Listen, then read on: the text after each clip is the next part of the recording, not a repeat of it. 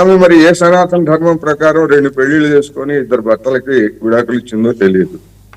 మరి ఏ సనాతన ధర్మం ప్రకారం బిగ్ బాస్ లో పాల్గొని ఆ విధమైనటువంటి విశృంఖలతని ప్రోత్సహించేటువంటి కార్యక్రమాల్లో పాల్గొని ఆమె మరి లోకానికి ఏ సందేశం ఇచ్చారు? ఆమె మళ్ళీ సనాతన ధర్మం గురించి, కట్టర్ హిందూ గురించి మాట్లాడుతూ ఉంటారు. అందుకని ఎవరైనా కానీ మోరల్ పోలీసింగ్ బాధ్యత తీసుకునేటువంటి వాళ్ళు తమ సంగతి ఏమిటి అనేటువంటిది కూడా చూసుకోవాలి.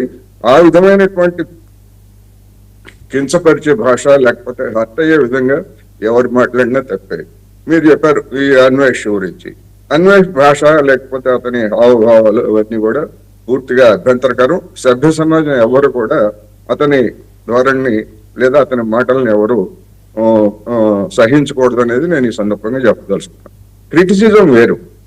సీత గురించి కావచ్చు, పార్వతీదేవి గురించి కావచ్చు, లేదా ద్రౌపది గురించి కావచ్చు, ఎవరైనా ఇతిహాసాల్లో ఉన్నటువంటి వాటి మీద గతంలో అనేక మంది విమర్శనాత్మకంగా చేశారు.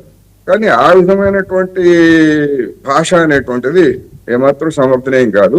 విమర్శలు చేయడాన్ని నేను సమర్థిస్తాను, కానీ అటువంటి భాషను మాత్రం నేను అభ్యంతర పెడతాననేది ఈ సందర్భంగా చెప్పదలుచుకున్నాను. రైట్.